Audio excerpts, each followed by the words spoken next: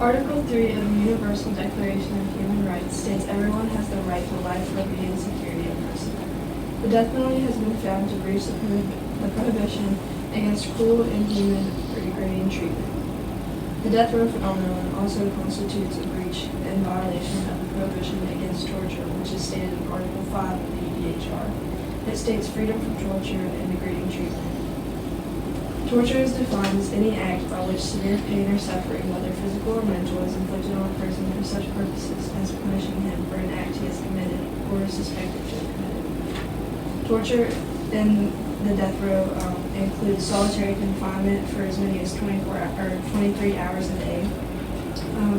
These people don't get to see their friends or family until weeks awaiting execution, which many of these people spend many years, like up to 30 years on death row, and they have a false lead up to their execution many times within this period of time, which can be very unsettling and very torturous.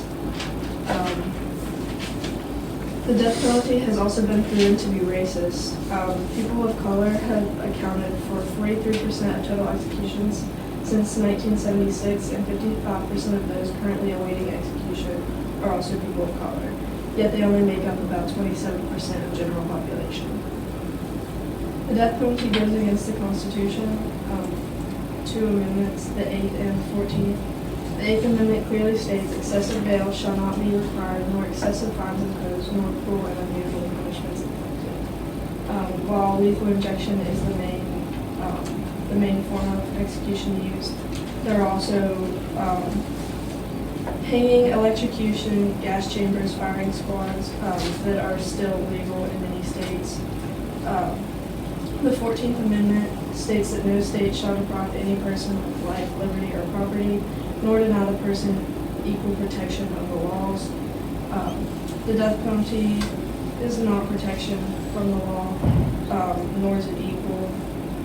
As long as the governments have the right to extinguish lives, they maintain the power to deny access to every other right. Many innocent people are killed through the death penalty. 4.1% of those executed are later found innocent. In Alabama alone, 160 deaths were invalid. There are many flaws within the capital punishment system, and until we get rid of it, there's not going to stop being inconsistencies or flaws within the system. So we should just get rid of it altogether.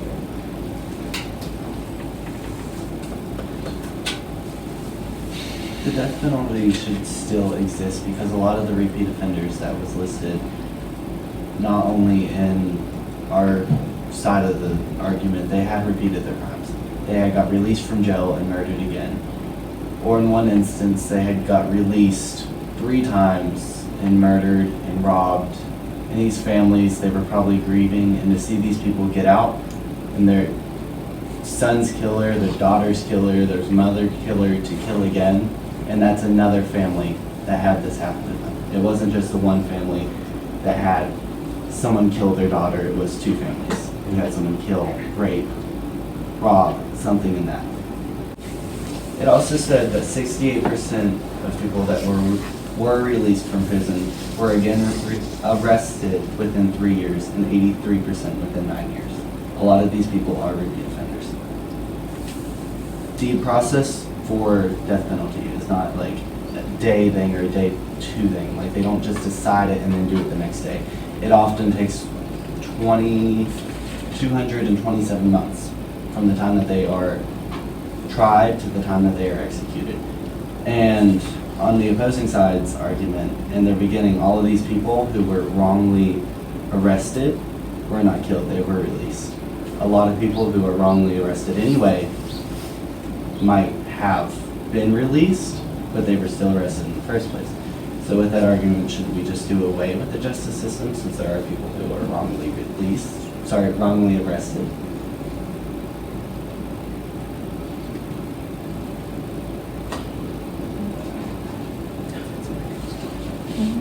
Micah?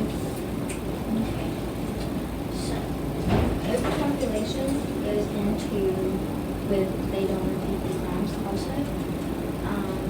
because you talk about how overpopulation in prisons and they put people on parole, and then people go out to redo it again, but most people that get parole have misdemeanors and aren't felons. And they let them out to keep the felon, whether you're at a federal prison, or you're in a state pen, or anything like that, they mostly let people with misdemeanors out. And with repeating crimes, you can stop one, but not hundreds. This stops the offender from repeating the crime.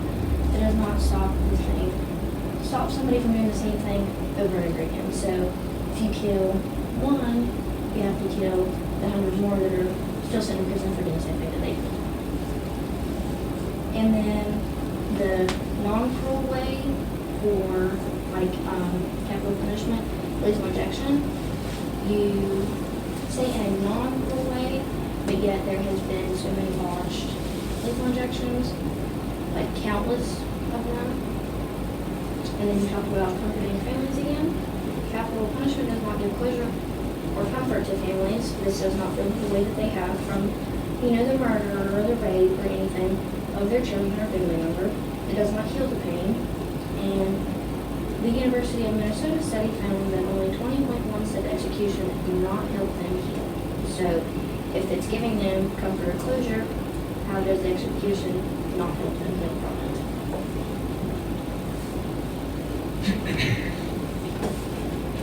All right, closing arguments. Capital punishment is important to help victims of heinous crimes. We can understand that line better by referring back to some of the people who were talked about in the opening speech. Timothy McVeigh, who killed 168 people. Albert Fish killed and consumed 10 children. Andre Crawford killed and raped the dead bodies of 11 women. Imagine someone had done something such as that to a loved one of yours. Most of these people were sentenced to death, which helped the families of these victims by knowing they will never do something like that again, as well as bringing them justice. In 2004, statistics have shown that when interviewing families of victims, 40.9% said it had gave them a feeling of closure with execution. 22.6% of them said it brought justice for society. It has been proven that in over 118 countries, prisons have exceeded the maximum occupancy rate. With capital punishments to people who deserve it, we can lower the rate of overpopulation in prisons.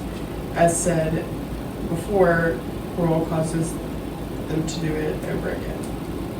A study has shown that many who go to prison and are let out don't stay out for long. Statistics shown an estimated of 68% of people released prisoners were arrested again within 3 years, 79% within 6 years, and 83% within 9 years. To murder, rape, beat, and torture people, you are already surrendering your own life by making that decision. People who have done the crimes that were talked about in the opening speech have seriously impacted so many lives in the worst way possible. To take so many lives from people in the lively, happy souls of what the families once had, then you deserve a worse punishment than just prison for the rest of your life, along with the low possibility of that person being able to escape out of prison and allowing them to be free to commit these crimes again. Once again, referring back to the opening speech, we had people are not sentenced to death carelessly. They are sentenced to death when they have obviously deserved it by killing, raping, torturing innocent people, along with torturing the families of the victims.